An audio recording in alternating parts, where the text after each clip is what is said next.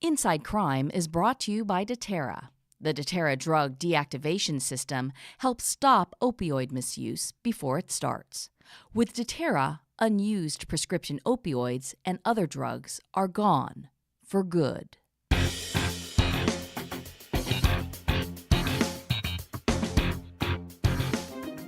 I'm Angeline Hartman. As a journalist, I've worked with cops and victims of crime all over the country.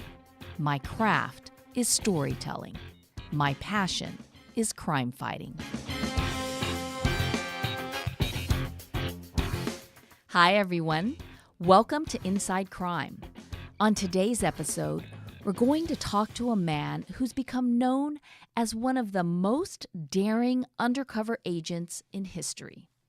For 27 years, Jay Dobyns was a special agent with the ATF, the Bureau of Alcohol, Tobacco, and Firearms. He retired in 2014 and has since become a New York Times best-selling author. He's a highly sought-after public speaker. He's involved in TV and movies and several other projects. Jay Dobyns is a big draw because of his experience in violent crime investigations as an undercover operative. During his career, he conducted hundreds of undercover operations.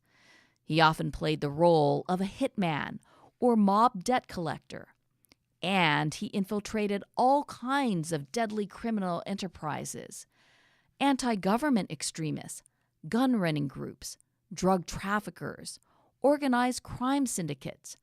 The list is very long. He is best known for his case against the notorious Hells Angels Motorcycle Club. In that, he used a unique investigative technique, staging a murder.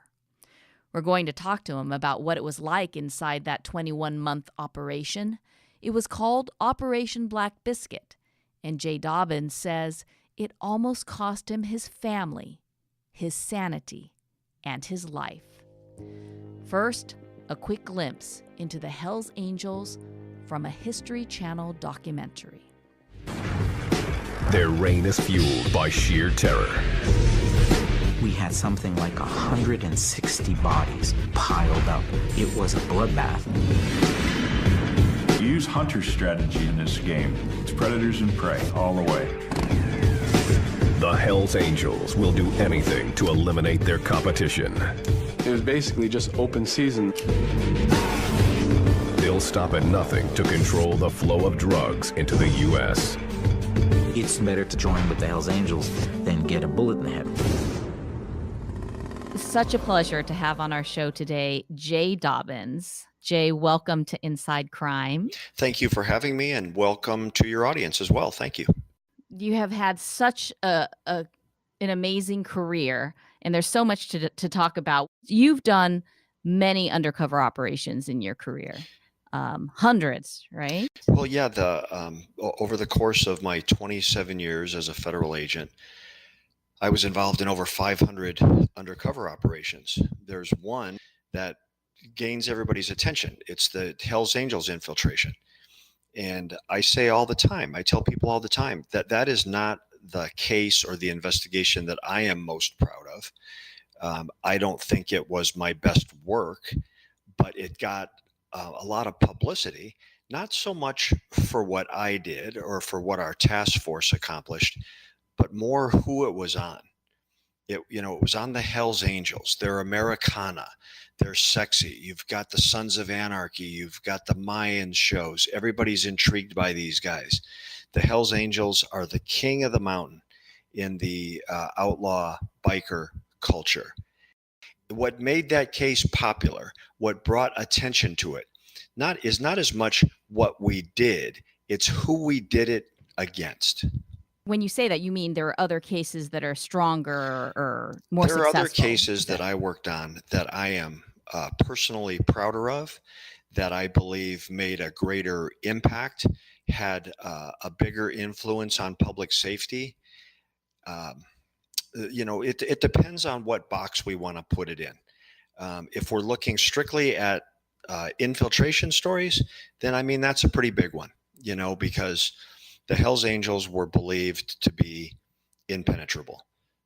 When we started this case and we started running um, on the Hells Angels, pretty much everybody, including the experts, were like, this is impossible.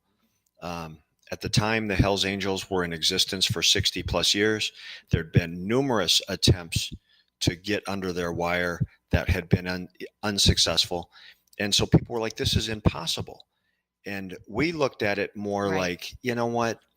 Let's not use the term impossible. It's improbable, but let's try. And I think that when I look at my career and I look at my undercover work, I wasn't the best undercover operator out there. I wasn't Donnie Brasco Part 2. I can name dozens of my friends and peers who were better undercover operatives than I was. The thing I had going for me is I was always willing. I was always willing to try. Um, Sometimes I failed, sometimes I succeeded, but I was always willing to take cases that other people didn't want. The nasty, dirty, impossible, improbable cases. I was always willing to take a shot at those. So when we're talking about this case, um, you do understand why people want to talk about it. They're interested in it. They're fascinated with it. Absolutely. And your It's, work with you it. know, when we look at the big picture of the Hells Angels, they are literally a part of the fabric of America. They are an international crime syndicate who has become Americana. Um, Syndicates and crime organizations come to the United States because we have money here. There are opportunities for traditional mafia, Russian organized crime, the triads, um, various organized crime groups come to America for the opportunities to make money. The biker culture, led by the Hells Angels, is America's export to the world of organized crime. It's homegrown. It's ours. It started here. The biker culture started here in America, and it's spread across the world. And people are intrigued by that. I fully understand why. Well, I do think though there are some people. Maybe you can just give us a quick, synopsis of what it is they do. I mean, is it about drugs? Is it about power? What is it? Because I think there are lots of communities across America that maybe they've heard of these biker gangs, but they don't really understand the impact on these societies that have been touched They're by no this. different than any other gang, from a street gang to the highest levels of organized crime. It's about territory, it's about money, it's about power. And that's what they do. That's why they expand into other territories, because like with any gang, control of real estate gives you the opportunity to make money within those areas that you control. Um, you look at the structure of the gang, they're really not all that different in the big picture than, say, even like Crips and Bloods. They wear vests. We call them cuts. They wear cuts that label them, that tell the world who they belong to. Just like Crips and Bloods wear red and blue. They fight for territory, like Crips and Bloods fight for a street corner. These guys fight for areas of influence. Yeah. And it all comes down to money, and whatever mechanism is needed to generate money. That's what their motivation is. Operation Black Biscuit. What was the goal? What was the point of Operation Black Biscuit? Was there a time frame or a certain, a few key players that were the focus of that? Or Well, the violence of the Hells Angels on the West Coast had gone through the roof, and they were operating with impunity. They had been at war with the Mongols motorcycle gang, another California-based motorcycle gang, for 25 plus years of this bloodbath that for the most part, had stayed internal. Then in April of 2002, there was a shootout at a casino in Laughlin, Nevada, at the Harrah's Casino, where the Hells Angels and the Mongols got into a full-on, the equivalent of a prison yard riot, but they did it on the floor of the Harrah's Casino in Laughlin, and it was captured. So they're brawling um, under hundreds of surveillance cameras. Um, there's 3 people killed, murdered during the riot, dozens more injured and stabbed and beaten and shot. And that brought uh, big attention to these guys. And we had already started our operations at that point. What that event did is it fueled our case and it empowered our case, and it made, in the eyes of executives, in the eyes of managers, what was just a traditional undercover infiltration type case all of a sudden became very important because it was driven by national exposure. How did it all start? Let me back up a little bit. I was an agent for ATF, which is the Bureau of Alcohol, Tobacco, and Firearms.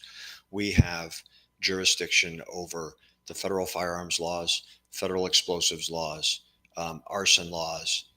We have narcotics jurisdiction. And because of that jurisdiction, like the violent crime statutes all fall under ATF's control. And so ATF, in essence, has become the federal violent crime police. Our targets in this case were violent, and the means and methods they used to create their violence were a hand and glove for what ATF did. They used guns and bombs and arson and violence and drug trafficking and gun running and murder and rape and extortion and any violent method that you can imagine to run your gang and to gain control and power was within what these guys did, how they operated, how they conducted themselves. So it was a perfect match. Jay, as I hear you describe all of that and break it down for us, I mean, it is, I'm sure, hard to imagine for a lot of people across America, such violence and such terror. I mean, you see that kind of stuff when you go to the movies, right? And you're talking about real life. Well, I think that from my personal perspective, the entertainment industry, movies, television, books, magazines, newspapers, and they to some extent glamorize that world. They make it sexy and they make it risky and dangerous. And anybody who's lived it, anybody who's touched it on either side of the law, realizes that it's not sexy.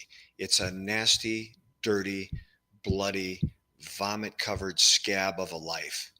And that's the reality of it. We watch TV and we see like that Miami Vice type vibe that's presented out there, and you see these beautiful, glamorous women like walking around this world. The reality of it is, at least in my world, those women were like straight skanks with 3 teeth in their head and tits like sweat socks with rocks in the toes. Right? It's not sexy. It's not glamorous. It's not beautiful. It's a dangerous, nasty world, and it's inhabited by people who have their PhDs in violence and intimidation. Wow, Jay. Huh.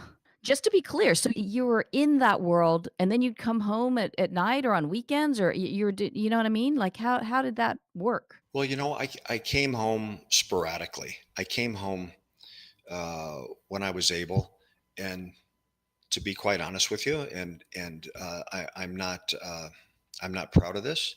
I'm actually, in hindsight, I'm actually ashamed of it. I came home when I had to, not when I could or not when I wanted to, because I was so into my role, there was a time in my life where I preferred to be hanging out with gangsters and thugs and murderers and rapists. I chose that over my own family, over my own wife and kids and home. Well, it's interesting you say that. I mean, I could totally understand how that would happen. You're entrenched in a certain world, and then there's a transition. I imagine, right? And then so to go back and forth, that would must be exhausting. Number one, and just to just to interweave the two worlds, it sounds impossible. I would come home and I would do the bare minimum that I had to do to keep my household functioning. I'd mow the grass, pay the bills, pat the kids on the head, have a cup of coffee with my wife, and I couldn't wait to get back into gangster land. I couldn't wait to get back to these guys. Um, and I would come home, and my wife would say, "You can't pop in here and treat us like we're your suspects. You can't treat us like we're criminals." And then in my defense, I would answer, "I'm not a light switch. I can't turn this off and on. People who dabble in what I do for a living get dead. I have to be all in." And then her response was, "Well, then when you come to this house, if you're not a light switch, you better install a dimmer because you don't get to come home and treat us like we're gangsters." I totally get it. I totally get why you were immersed in it, and it was hard to change over. Well, and I say this with humility, and like I said, I take no, I have no satisfaction or no pride in this. In that, during that time in my life, I'm actually embarrassed by it, humiliated by it. I abandoned my family. I abandoned my wife and my kids, and in essence, I betrayed them in exchange for an investigation. At the time, I felt like it was a decision that I had to make, and I justified it to myself. In hindsight, the amount of battle damage that I created on my family was huge, because I left them alone. I'm sure before you started all this, your bosses must have said to you, make sure you talk to your family, make sure your family's all in. Everybody is impacted by, when you have a job like this. It's no different than somebody who's going off in the military being deployed. Obviously, the family's left behind. All of a sudden, the wife at home has to take care of everything, right? He doesn't come back every so often. He's gone for 6 months, 9 months. I would pop into the house and do what I said, do the minimum, and get back in the case. And every time I'd get ready to leave over these 2 years, my son, this little boy, would run out in the yard and he'd grab a rock out of the yard and he'd come running up when I'm leaving. "Dad, don't leave yet." And he'd put a rock in my hand. And for 2 years, I'd believed that my son was giving me good luck rocks, and I collected them. I kept one in my pocket all the time. I had them in the saddlebags of my motorcycle, my undercover car, my undercover house. I was handing them out to members of our task force, and we had violence swirling around us for 2 years. I think there was 10 murders, dozens of stabbings, dozens of beatings, all kinds of craziness was going on. And right before my last trip away from home, my last operation, I'm sitting on my motorcycle and I'm in the driveway and I'm getting ready to leave. And my son comes running up. "Dad, don't leave yet." And he gives me a rock. And I said, I'm a 40-year-old father trying to comfort this 8-year-old boy now. And I told him, I said, "You know what, Jackie, I'm almost done. And when I finish this, I got a little bit more work to do. When I finish this, I'm going to come home and we're going to do all those things that I should have been doing with you. We're going to ride bikes and play catch and go to the movies and read books and hang out." And I said, "It's because of all that good luck you've given me." And this little boy's standing in the driveway in nothing but a pair of shorts, no shirt, no shoes, and tears start running down his cheeks. And he's like, "Dad, those rocks were just for you.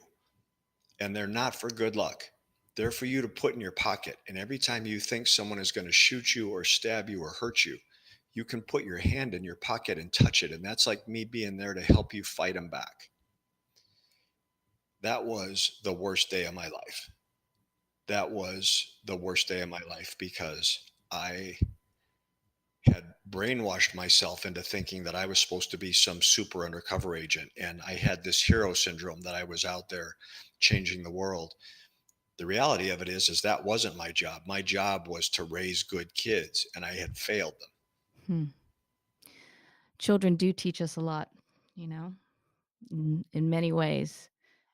When you did come back home after it was done, were you able to spend time with him? Were you able to to make up for the time and be the father that you wanted to be? I worked to repair that battle damage. I have an amazing family. My kids, I have a 27-year-old daughter, and my son is now 23. Um, I have an amazing wife. I say this all the time. I have made a million mistakes with my family, and they have given me 1,000,001 second chances. Getting back to the operation, Jay, one of the things that people always seem to want to hear about. What's a simple way to say that? The reality of it is that it's what we term street theater. It is, we put on a play, and I did this dozens of times during this case, hundreds of times during my career. But this event that you're referencing was probably the most dynamic and the most risky.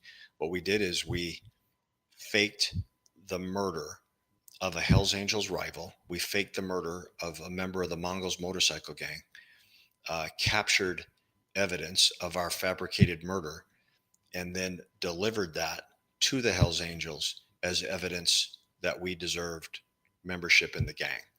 So in reality, what it is, these street theaters, whether it's that type of operation or anything lesser than that, it's inaccurate conclusions from accurate observations. That's the way I characterize it. I told the Hells Angels that there was a Mongol in Mexico that I was aware of that was running his mouth, and that I wanted to go down there and kill him. Inside Crime is brought to you by Deterra. The Deterra drug deactivation system is an independently tested, safe, and environmentally sound solution that permanently deactivates, destroys, and disposes of unneeded pills, patches, liquids, creams, and films right at home. Be part of the solution to reduce drug abuse.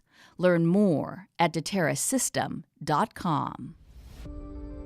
I told the Hells Angels that there was a Mongol in Mexico that I was aware of that was running his mouth, and that I wanted to go down there and kill him. And they completely embraced that plan. They gave me the gun to do it, the instructions as to how they would suggest I have it done. Then we went out. And was that a real person? It was. Our victim was actually a member of our task force, dressed up in the vest of a Mongol motorcycle gang member. We went out in the desert. We dug a shallow grave. We duct taped his hands and his feet, behind his back. We used some Hollywood theatrics, some blood, and put him in this shallow grave and made it appear that he had been beaten with a baseball bat, then shot in the head and left for dead out in the desert. And then we photographed that. We took the bloody vest back. We had a very airtight story as to how it went down and why, and then came back and delivered that to real murderers, to our real Hells Angels suspects. And, that's a pretty perilous point in the investigation because we couldn't fail. We had to be tight and convincing, and the backstory had to fit the evidence, and everything was very well orchestrated because not only were we trying to enhance our credibility and impress the Hells Angels that we were worthy of membership, but we were also implicating them in a murder, and we didn't know what their reaction to that was going to be. And they bought it. They did. Like if someone comes to me or you or to anybody out there in our audience and says, let me tell you this story about how I just murdered this guy in the desert, and here's the evidence, and you see the pictures and you see the blood and you see the physical evidence. For me or you, As we're running the other direction, we're dialing 911. With these guys, it was hugs and kisses and embrace. And one of the Hells Angels took his vest off and put it over my back and said, "You got what it takes. You took care of business. You've shown that you are willing to do what it takes to do to become a Hells Angel. Welcome to the gang." Wow. Oh, gosh. Did that get you where you needed to go to wrap up the operation? It depends on who you're talking to be quite honest. For me personally, I did not want to quit. I argued to keep going. My position was that after 2 years, we're finally in a position to really do damage on these guys by being a member. The clearer heads are probably, in hindsight, were right. They were like, there is so much violence spinning around you that we cannot, in good faith, allow you to remain in this role. It's only a matter of time before you are a victim of this violence that you've been avoiding. I argued against it as hard as I could. I wanted to keep going. I didn't care. I didn't care. To some extent, to be quite honest with you, I almost had a death wish. I figured, you know what, if I'm going to die in this case, I'm going to die doing something I love, doing something good. And when you get to that point as a lawman, you become dangerous. You start ignoring red flags. You start ignoring the stop signs. You start losing your reason and logic and common sense. And then when you do that, you're not only a danger to yourself, but you're a danger to all those other people on your operation who are responsible for your safety and your cover teams, because you're exposing them to dangers and to situations and events that they shouldn't be exposed to. And to be quite honest with you, man, I wasn't thinking about my partners. I was thinking about myself. I was being selfish. And man, like any cops out there that are listening to this, don't become that guy. Don't let yourself become that selfish person who is motivated by their legacy or by their reputation, because it's not good policing. And I am not proud of that. Well, it is understandable how that can happen, and I know this is not a correct parallel, Jay, but, maybe for people it might be easy for people to relate to if I kind of like you're the player on the football field and you're in it, you want to stay in the game, and there's your coaches, outside looking in and saying, no, we got to go to a different play, or we got to change it up, you know what I mean? That's an excellent analogy. Like so much of my life is driven through sports. I was a sports kid. I was involved in sports as a young man, and I was a football player. And that mentality, that player mentality of always get up, always charge forward, never give in. The game's never out of reach. Don't worry about the score. Just play as hard as you can until you can't play. Go as hard as you can for as long as you can.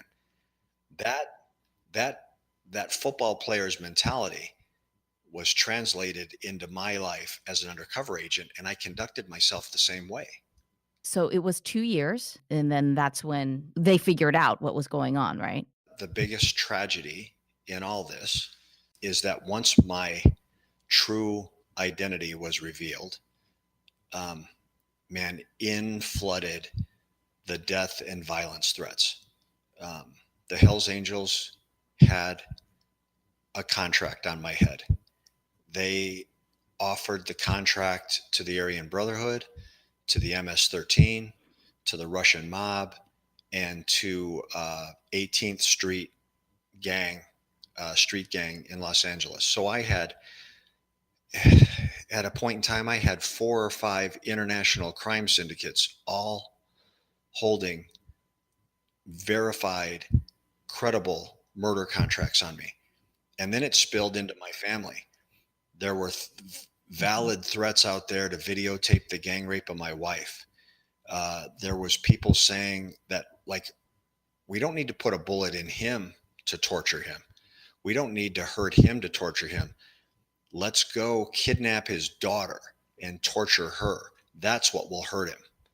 Um, I ran across a Hell's Angel on the street after the investigation, and he told me to my face, he said, "You know what? We know you love that little boy, and we know where he goes to school. And when you're waiting someday for him to get off the school bus and he doesn't get off, think about this. He's with me, and think about what I'm doing to him." Um, in August of 2008, Ugh. my house was burned to the ground in a failed assassination attempt. I lost everything that we owned, every physical thing that we owned was gone. Um, all based on my work, all based on what I believed to be doing, which was to investigate and confront violent crime on behalf of the people, on behalf of America. That was the payback. That was the reward. After everything's all said and done, definitely that is an example of your life.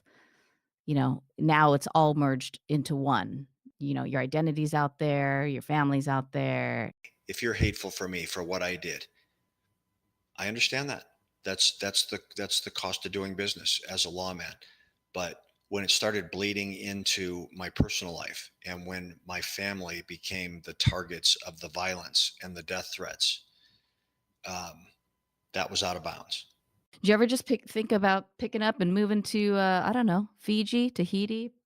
The reality of it is, in today's world, with the internet and with all the ways we have to research someone, literally, unless you're a CIA operative and you have that level of backstopping, you can't hide. You can't hide from anybody, not for any length of time. And becoming aware of that, I just chose to hide in plain sight in the minds of people who intended harm towards me or my family, and at least make them think twice that if something happened to me, people were going to know who the source of it was. Yeah.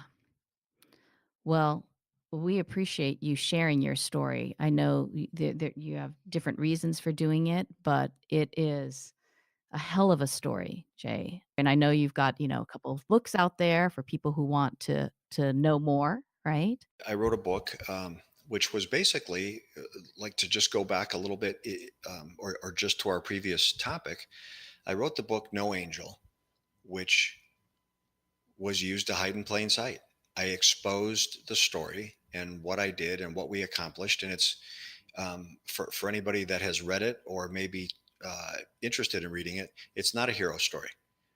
Most cop books are hero stories.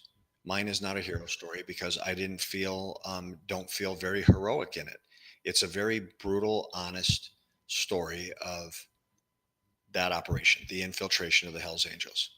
Um, I wrote a follow up book to it called Catching Hell, which has a bigger picture view of my life, which a large portion of Catching Hell focuses on the backstory and the after story and what happened when the Hells Angels case ended, and the threats and the violence and the death threats and the betrayal and the abandonment and all those things that were subsequent to the ending of that case.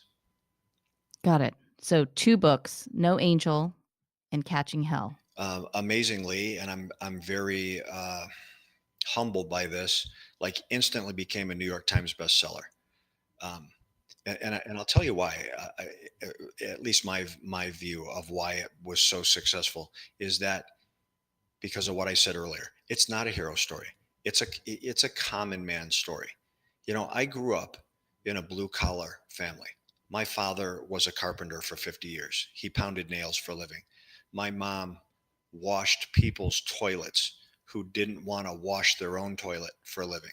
That's all I ever knew. And that's all I am. I am a common man who was placed in some uncommon situations and did the best I could. That's No Angel, and I think that's why it was so successful, is because people can relate to it. People can relate to it. Yeah. Well, Jay, I mean, I know you say you don't like the to use the term hero, but definitely what we can say is thank you for your service, all of those years of service. And now I feel like you're serving in a different way.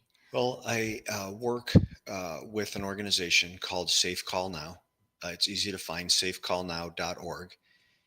And what Safe Call Now does is it brings attention and offers solutions to really to anybody, but focusing on first responders who suffer from PTSD, who suffer from depression, the use and misuse and abuse of alcohol or substances, for first responders who are struggling with the thoughts of suicide.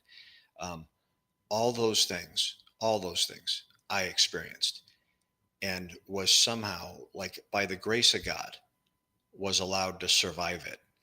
And now I've taken my experiences and I'm trying to do something for this community to expose them, to let them know help is available, help is out there. There was a point in my life where I felt alone, where I felt like no one cared and there was no one that could or would help me. And that wasn't true, and it's not true today. And I try to use my story to promote the solutions for people that are suffering from those issues. Mhm. I think when you talk about PTSD, um, it's very common for people to imagine that relates to people in the military coming home from, being overseas and whatnot. But really, PTSD can apply to anybody who experiences a variety of things. I know, you know, the we talk to firefighters all the time, and, they talk about that collective, they're out on one scene one day, and then it's the next scene the next day, and they haven't even processed what they experienced the first day. Same goes for me. For years, I was a reporter a long time, and, just covering these tragic stories. One day it would be one tragedy, and the next day it was something else, and that would have an impact as it just kind of collects in your brain, in your mind, in your heart. PTSD can affect all of us, no matter who you are, no matter what walk of life you are in. My trauma may not be your trauma. It may not be the next person's trauma, but we experience it. And then you mentioned the fire community. Man, it is epidemic in the fire community for those exact reasons you stated. It's cumulative. Every day, multiple times a day, they're seeing tragic, uh, dangerous, risky events. And the old school mentality for first responders is suck it up. This Mhm. is part of the business. Mhm. And we're realizing, you know what, that's not a good approach because it starts to seep into people's personal lives. And then PTSD is not a personal issue, it's a family issue because it starts affecting wives and husbands and parents and kids and friends. And there's solutions for it, and there's ways to defeat it, and there's ways to combat it. And that is what Safe Call Now is trying to expose. Like, don't feel like you're alone. For the first time, I think in history, I believe in history, last year, there was more lawmen, there was more firefighters who died from suicide than they did from on the job injuries. And that is epidemic and that's tragic. And we have to do Ugh, something about that. yes. Now, is Safe Call Now, is that set up to be a hotline that, first responders can call if they need help, or It is. It's a multifaceted organization, but it's driven around a 24-hour hotline that is answered by people who are familiar with the issues encountered by first responders. People have called the hotline with a gun to their head who have received care, received support, received treatment, who are living, breathing, functioning, and thriving today because they made that call. through all of your experience, how would you advise, family members out there who are trying to support somebody in law enforcement or in these various positions that deal with these situations? Man, that's so hard, because I was so abusive towards my own family, and I think patience and love and understanding and trying to relate to the pressures, What are your words of wisdom to your fellow comrades out there? be courageous, and understand that the world needs people to stand. The world needs people that are willing to take a stand between the predators and the good and innocent, peace loving people out there who either can't or won't do it for themselves. Man, go do that with all your passion and with everything you're capable of. Go as hard as you can for as long as you can. But along the way, don't forget to hug and kiss your family and your friends and tell them that you love them. There's nothing more honorable in my mind than having your community hand you a badge and hand you a gun and say, please keep us safe. With that comes an enormous amount of responsibility and pressure, and it creates battle damage. Just along the way, do those things, do them the best you can. But man, love on your friends, love on your family, hug your kids, kiss your wife, kiss your husband. And let them know that you appreciate their supporting you, supporting others. Jay, we appreciate you. We appreciate all of your service. We appreciate you sharing your story. We appreciate what you're doing now to help others stay safe. So thank you so much for spending some time, taking the time to spend with us today. Thank you for having me on your show, and thank you to your audience. And be safe. God bless. And everybody out there, man, just go do something amazing today. And that's it for this episode of Inside Crime. Thank you so much for joining us today.